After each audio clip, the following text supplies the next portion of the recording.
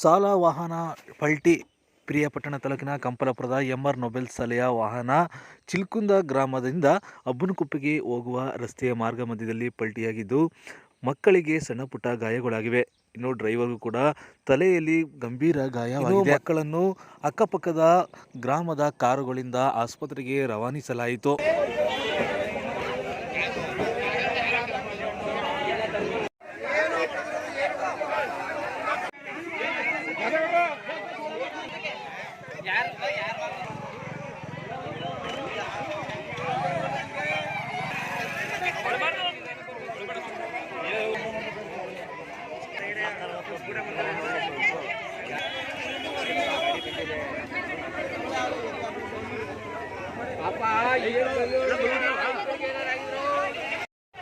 ಅಪ್ಪ